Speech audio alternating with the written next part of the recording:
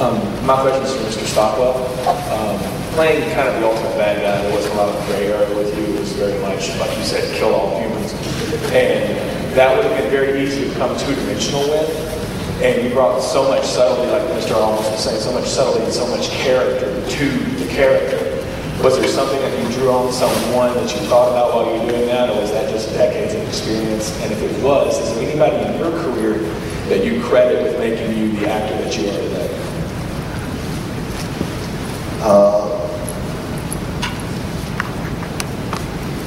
I would say of the two options you give me there, the experiences.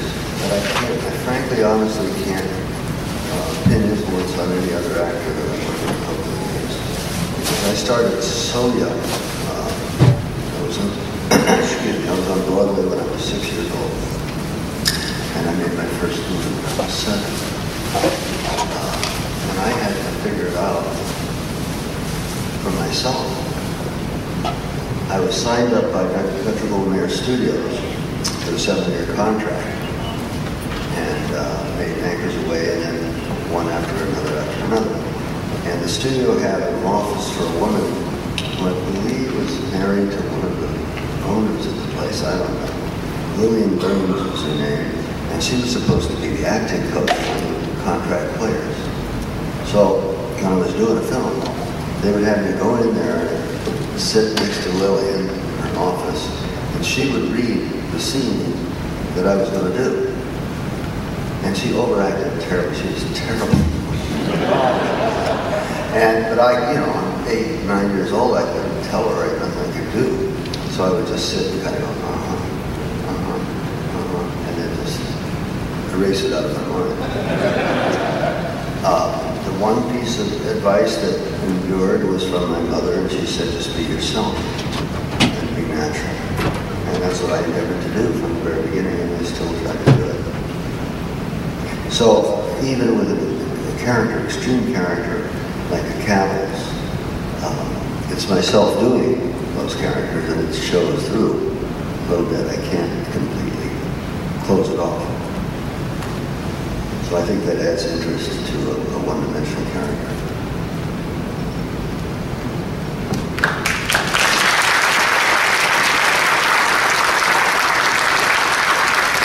Next question. Good morning. It's an honor to be able to address you gentlemen. I grew up watching BattleStar Galactica, age 7. That was 1979. That was informed my youth to a great extent. And Richard, as Apollo, was my viewpoint character into that world, and by extension, Adama was my father. That's how I felt. And when I heard they were remaking the show, I was worried at first, but groaned inwardly. And then I found out it was Ronald D. Moore, and a huge fan of his from Deep Space Nine and TNG. So I was not worried about the story, but I said to myself then, wait a minute. Who's going to be Adama? No one can be Adama but Lauren Green. And then I found out it was Eddie, and I said, oh, I guess I was still corrected. Someone can be, and I realized it was going to work great.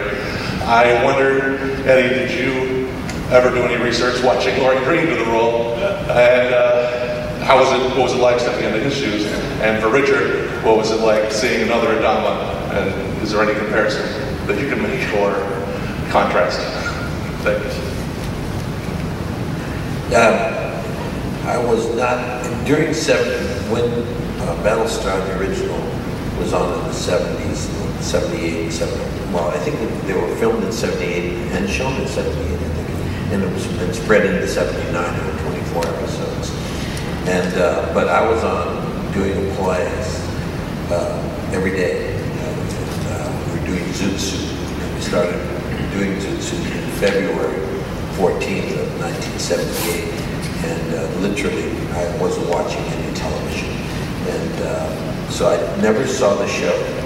And then when they offered me the opportunity to do this, I read the script and then met with them off of the work that I'd seen on the page, and didn't know anything about the show, and then went on to look at the movie, and saw Lauren, and I was a big Bonanza fan, and I really respected Lauren Green, powerful person in life and in the films.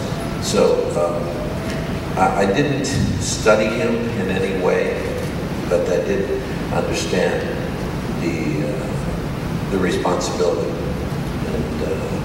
and it was even more defined in reimagining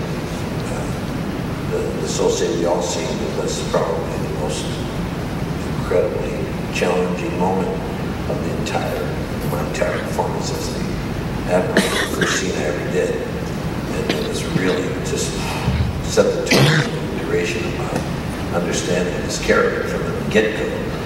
So no, I never studied Lorne. I respect him tremendously. I grew to love and adore and cherish every moment that was spent on Galactica. And it became probably the most prolific piece of work I've ever done on television in my life. And that's really such an interesting question because, you know, the original BattleStar was so biblical in the sense that Lord Rain kind of represented, you know, Moses, you know, Charleston Heston, and that kind of leader, that kind of father that we all wish we had, wanted. And he fathered everybody on the show very much like Edward did on the new BattleStar.